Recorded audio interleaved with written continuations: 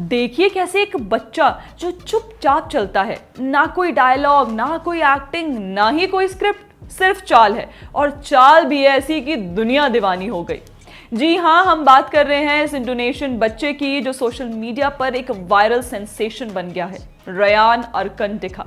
आप लोग सोचेंगे ये 11 साल का छोटू सा लड़का एक बोर्ड के सामने कुछ मूव्स करता है और रातों ही रात वायरल हो जाता है, लेकिन कैसे? कुछ इसे ऑरा फार्मिंग किट कह रहे हैं, तो कुछ लोकल और ग्लोबल स्टार्स इसकी प्रशंसा करते हुए इसे कॉपी कर रहे हैं। देखिए, दरअसल इस जेनजी अल्फा की कूल डूड दिखने की आर्ट को ऑरा फार्मिंग कहा जाता है। नहीं, ये कोई खेती बाड़ी से रिलेटेड नहीं है, ये एक नया सोशल ट्रेंड है जहां आप एक्टिंग नहीं करते, बस अपने अंदर के वाइब को कैमरे के सामने लाते हो। इसमें ना ज्यादा एक्सप्रेशन की जरूरत है, ना ही बड़े बड़े डायलॉग्स की, बस आपका प्रेजेंस, आपकी चाल, आपकी आंखें, वही आपका कंटेंट है। और रयान दिखा इसका सबसे बड़ा उदाहरण बन गए हैं। उनकी स्टाइल थोड़ी मिस्टीरियस, थोड़ी ड्रीमी, लोगों को इस कदर पसंद आई कि देखते ही देखते उनके लाखों फॉलोअर्स हो गए और उनकी रील्स पर मिलियन व्यूज।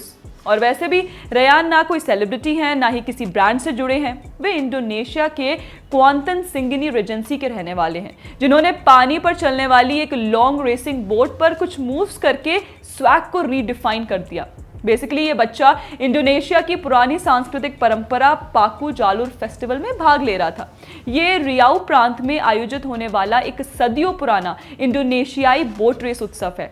इसे आप सुपर बाउल में ड्रैगन बोट रेसिंग के हाफ टाइम मुकाबलों जैसा समझ सकते हैं। हर नाव के अगले हिस्से पर एक नर्तक, जिसे तोगाक लुआन कहते हैं, होता है, जिसका काम नाविकों का उत्साह बढ़ाना और दर्शकों का मनोरंजन करना होता है। अब ये कल्पना कीजिए कि आप एक नाव पर हैं, चारों तरफ पानी है, और एक बच्चा नाव के अगले हिस्से पर ऐसे नाच रहा है जैसे वे कोचेला में मुख्य भूमिका निभा रहा हो।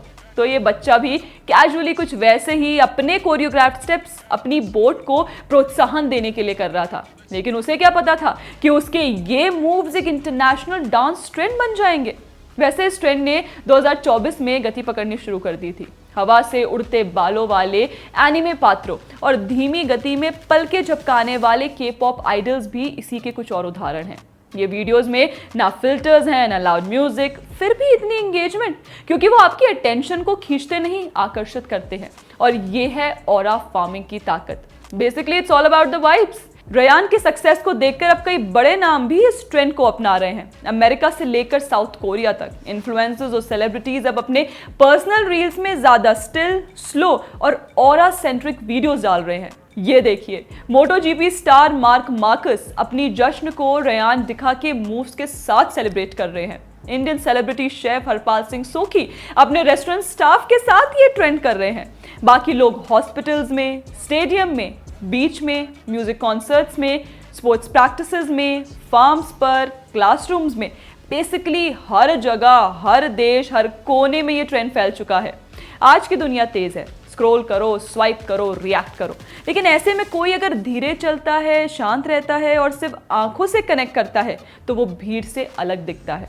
ऑरा फार्मिंग ना सिर्फ एक सोशल मीडिया स्ट्रैटेजी है, बल्कि एक साइकोलॉजिकल कनेक्ट भी है, जहां व्यूअर्स को लगता है कि ये क्रिएटर जैसा है वैसे ही सामने है। नो ड्रामा, नो फिल्टर्स, सिर्फ प्योर एनर्जी। और रयान अरकनटिका ने दिखा दिया कि सिर्फ प्रेजेंस से भी लोग दिल जीत सकते हैं। ऑरा फार्मिंग कोई गिमिक नहीं, ये एक कला है जहां साइलेंस भी वायरल हो सकती है। एंड ऑफ कोर्स कभी कभी वाइब भी कंटेंट होती है। दोस्तों, आपका इस पर क्या कहना है हमें कमेंट करके ज़रूर बताएं। बाकी आप हमारे चैनल को फॉलो करना ना भूलें। जय हिंद।